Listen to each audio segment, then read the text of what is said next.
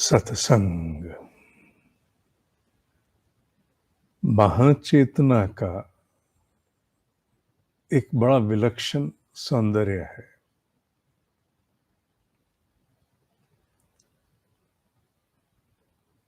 रूप अपने भाव के अनुसार आप निश्चित करते हो, वो तदनुरूप ढल करके आपको संपर्क करती है।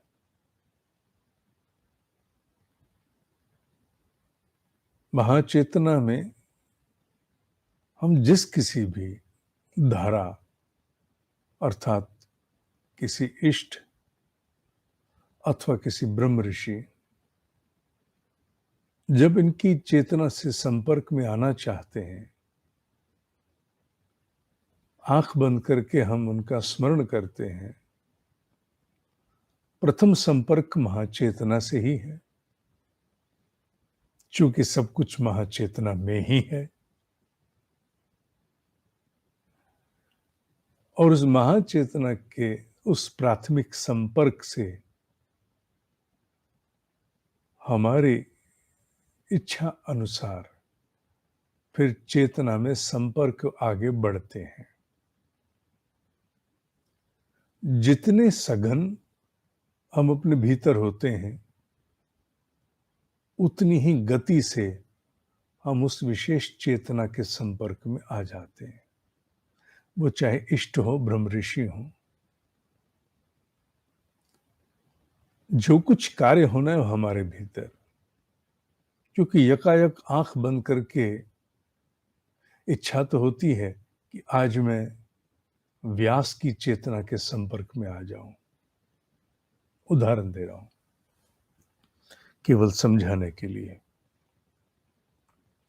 पर हम आंख बंद करके व्यास का मन में भाव तो लाते, पर हमारी एक लौ नहीं लग पाती, एक तार, फोकस, कंसंट्रेशन, एक तार नहीं हो पाती। क्योंकि आंख बंद करने के उपरांत भी जिस आसन पर भी हम हैं, हम चाहते हैं आदि इस समय आदि गुरु मुनि वेद व्यास की महाचेतना के संपर्क में। ये चाहत है, पर अपने भीतर की सजगता में ये चाहत अभी लुंजपुंज है। लुंजपुंज माने वीक, वेरी वीक, कमजोर है, अभी उसमें सबलता नहीं है। छोटा बच्चा सबसे पहले उठाते समय क्या ध्यान रखते हैं? अपने हाथ का, सामान्यतः बाएं हाथ का क्या ध्यान रखते हैं? उसके गले और कंधे, सिर और कंधे के नीचे आए एक साथ, जिससे सिर उसका ढलक नहीं जाए, क्योंकि उसका सिर अभी संभला नहीं है। दूसरे हाथ से बाकी संभालते हैं। यही कुछ हमारी भीतर की सजगता का भी हाल होता है, जब हम बैठ करके किसी विशेष चेतना के संपर्क में आना चाहते हैं, चाहे इष्ट चाहे ब्रह्म ऋषि। लुंज पुंज सजगता चाहती तो है, पर एक तार नहीं हो पाती, लौ नहीं लग पाती, टिक नहीं पाती, सबल नहीं है। जिसके कारण अगर आप 10 मिनट भी बैठे तो 10 मिनट में सोचते रहोगे। जैसे नींद की झपकियां आती हैं, वैसे ही आपको अनुभव होगा जैसे आपकी लौ लगने की झपकियां लग रही हैं। झपकी समझते हो? Touch and come back, touch and come back, छू के वापस आना, छू के वापस आना। तो आपके भीतर की लौ, आपकी एक तार, वो छू के उस चेतना को वापस आएगी। पर आप स्थिर होकर उस चेतना के साथ संपर्क नहीं साध पाओगे। तो क्या छोड़ देना चाहिए? तो फिर इसके अतिरिक्त और क्या करना चाहिए? बाकी तो आप पूरे जीवन में कर ही रहे हैं, हो ही रहा है। आत्म परिष्कार तो हो रहा है, उसमें कोई संदेह नहीं है। बाकी मैं अनुभव से कह सकता हूं, अनुभव से कह सकता हूं। जिस दिन मैं भी कोई समाचार बाहर से बहुत बटोर लेता हूं, समाचारों में एक रुचि बनी हुई है शुरू से, न्यूज में, ऑनगोइंग न्यूज, लेना देना कुछ नहीं होता, ना हस्तक्षेप करने की क्षमता, पर एक रुचि बनी होती है। न्यूज का यही तात्पर्य होता है ज्यादातर। तो जिस दिन बहुत सघनता से देख लेता हूं, उस दिन अगर मैं चेष्टा करता हूं तो जो जरा मरा सी कभी लग भी जाती है, वो उस दिन नहीं लगती है। उस दिन वो न्यूज भारी होती है, नहीं भी हो भारी, उस समय न्यूज ना भी आए, पर आंख बंद करके अपना इष्ट नहीं स्थिर हो पाता। झपकियां लगती हैं, जैसे नींद की नहीं, संपर्क की। अभी लगा, नहीं है, लगा नहीं है। इसका प्रभाव मैंने देखा पड़ता है। किसका? बाहर जिए गए जीवन से बटोरे गए अनुभव का अंतर जगत में प्रवेश करते ही प्रभाव आता है। और जिन दिनों सामान्य रहते हैं हम, बहुत ज्यादा न्यूज, जैसे अभी पीछे अफगानिस्तान की न्यूज बहुत चल रही थी, मन था, जुड़े हुए थे, सुनने का मन होता था, जानने का मन, देश पर प्रभाव, दुष्प्रभाव इत्यादि। उन दिनों प्रभाव आता है, जैसे ही बैठो, शरीर तो आसन लगा लेता है, पद्मासन लग जाएगा, तो शरीर ने लगाना है, लगा लिया उसने। और पर जो बाकी अंतर जगत है, अंतर जगत अभी नहीं आया, अंतर जगत तो अभी न्यूज में है। न्यूज याद आ रही है, नहीं, वो तो उतना तो रोकने की क्षमता आ जाती है, रोक देते हो आप, नहीं आएगी, पर फिर लौ नहीं लगती। जो आपकी विशिष्ट चेतना जिसके साथ संपर्क में जाना है, उसके साथ वो एक तार नहीं हो पाती, वो लौ नहीं लगती, फ्लिकर करती, फ्लिकर करती। आप अपने आप को बटोरते हो, श्वास लेके गहरी छोड़ते हो, एक होने की चेष्टा करते हो, पर वो चेष्टा ही रह जाती है, वो लौ नहीं लग। अब भाव लाते हो बार बार, स्मरण करते हो बार बार, लौ नहीं लगती। और इसी के अनुपात में, इन कंपैरिजन, इसी के अनुपात में, जिस दिन आपका बाहरी जीवन उतना उलझा नहीं है, सामान्य, नॉर्मल, सारी एक्टिविटी, सारी गतिविधियां नॉर्मल, उस दिन बड़ी सहजता से आसन लगा, लगने के बाद आप अंतर जगत में गए, जो जरा मरा हो गया, आप आ गए। और चेतना, जिस विशेष चेतना के संपर्क में आप आना चाहो, ये अद्भुत सौंदर्य है, इसे कोई काट नहीं सकता बेटा। आप आओगे, आप निश्चित रूप से आओगे। चाहे वो महाचेतना बुद्ध की है, महावीर की है, भगवान परशुराम की है, पराशर की है, याज्ञवल्क्य की है, व्यास की है। व्यास की तो वर्तमान में भी है, इस मनवंतर के अधिष्ठाता वही हैं, कई लाख वर्षों से चल रहे हैं। आप आओगे। क्यों आओगे? क्योंकि ये महाचेतना का विधान है, दिस इज द कॉन्स्टिट्यूशन।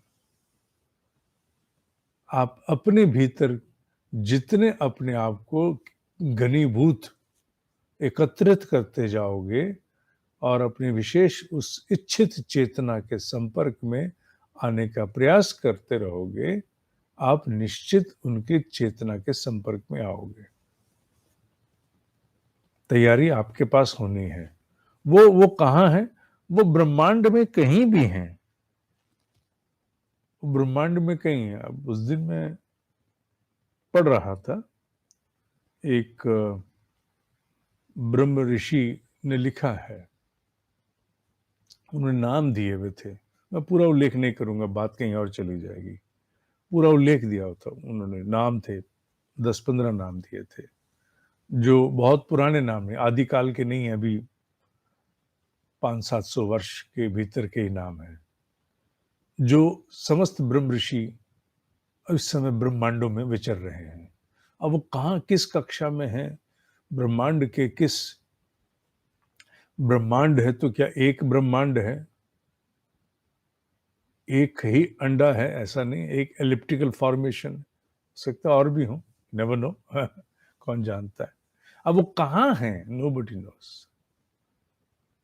आधुनिक विज्ञान तो अभी टो नहीं ले पाया ना, life on other planets, aliens हैं कि नहीं है, इस पे भी बड़े संदेह भ्रम खड़े करते हैं। प्राचीन भारतीय मनीषा तो लाखों वर्षों से जानती है कि हाँ जीवन है, पृथ्वी के अतिरिक्त अनंत इनफाइनाइट स्थानों पर जीवन है। कितने इनफाइनाइट, कहाँ कहाँ है कुछ कह नहीं सकते। हरि अनंत, हरि कथा अनंता है, वो कहीं भी हैं, उनकी चेतना से आप संपर्क में आ जाओगे। ये एक बड़ा महासौंदर्य है महाचेतना का। ब्रह्मांड अनंत है, इनफाइनाइट है, इन्फिनिटी में भी कनेक्टिविटी है, इन्फिनिटी में भी कनेक्टिविटी है। आप उनके संपर्क में आओगे और उनके संपर्क में आने के बाद धीरे धीरे बहुत कुछ ऐसा आपको पुष्ट हो जाएगा, ये उन्हीं का है, उन्हीं का प्रसाद है, अन्यथा नहीं आ सकता। मनुष्य की बुद्धि नहीं, नहीं, मनुष्य की बुद्धि के बस का नहीं है। क्यों, मनुष्य की बुद्धि तो कुशाग्र, आईक्यू, ये वो एक सीमित धारा में खिचड़ियां पका सकती है, उससे आगे नहीं, उससे आगे उसका क्षेत्र नहीं है, उससे आगे उसका क्षेत्र है। अभी हमारी बुद्धि उस सौंदर्य की गहराई कहाँ नाप पाई जिसके द्वारा श्लोकों की रचनाएं हुई। आप भगवत गीता को ले लीजिए, विषय बदल नहीं रहा हूं, वही है चेतना का। भगवत गीता का सौंदर्य लीजिए आप, उनके श्लोकों के पंक्चुएशन जिस स्वरूप में हुई पड़ी है, आप दांतों तले उंगलियां दबा लें। अगर आपको धीरे धीरे समझ में आना शुरू हो जाए ये क्या लिखा, किस रूप में लिख गए, आप आश्चर्यचकित रह जाओ। अभी हम कितना जानते हैं बुद्धि को, उतना ही जितना वो बस कुछ चक्र रच लेती है। पर जब ऋषियों की मेधा को अनुभव करने जाओ, ठिठक जाता है व्यक्ति, ठिठक जाता है। The kind of depth they had. प्राचीन भारतीय मनीषा को विश्व में मान्यता अभी उतनी नहीं मिली, वो ठीक है, वो उनके अपने कारण होंगे ना देने के, पर प्राचीन भारतीय मनीषा का सौंदर्य। जब मैं प्राचीन भारतीय मनीषा कहता हूं तो प्राचीन भारतीय मनीषा में इस धरती से उत्पन्न समस्त विश्वास की धाराएं हैं, जो सनातन में ही आई हुई क्रांतियां हैं। जैन, बुद्ध, हमारा सिख धर्म इत्यादि सब हमारे ही भीतर की क्रांतियां हैं। revolutions at different times to revive certain things. सनातन प्रवाह है, उसमें क्रांतियां हैं कई। अतः विशिष्ट जिस चेतना के संपर्क में आना चाहो उसकी लौ से लगा करके आप आ सकते हो। मैंने सख्ते शब्द कहा है, आ जाओगे का एक नहीं कहा मैंने, आ सकते हो। लॉटरी के लिए टिकट्स छपती हैं, हर टिकट पर पहला इनाम निकल सकता है, तभी वो बिकती है। हर टिकट पे पहला इनाम आता नहीं है। इसलिए आप चेतना के द्वारा किसी के भी, महाचेतना के, गोरक्षनाथ के, जिनके भी संपर्क में आना चाहो आ जाओगे। चेतना के आ सकते हो, आ जाओगे। आ जाओगे और आ सकते हो के बीच की एक यात्रा है जो संघर्ष से है, साधना से। नो नो, इसमें संदेह नहीं। एकाएक हो जाएगा चुटकी दबा, नहीं बेटा, चुटकी दबा, चुटकी बजाने वालों को अध्यात्म को छोड़ के कुछ और करना चाहिए। नशा बहुत सहज, ये वो भ्रम है, नहीं हो सकता। उन्होंने कहा हो गया, कहा होगा, फिर ये अल्प बुद्धि के पास तो उतना ज्ञान नहीं आया, न उतनी क्षमता आई, उनके पास आई होगी। आप चेतना के संपर्क में आ सकते हो, और आपको करना भी चाहिए। एक इष्ट, एक ब्रह्म ऋषि अपने लिए सुनिश्चित करके उसके संपर्क में आने के लिए चेष्टाएं रहनी चाहिए, बुद्धि से परे की यात्रा के लिए अगर मन है तो।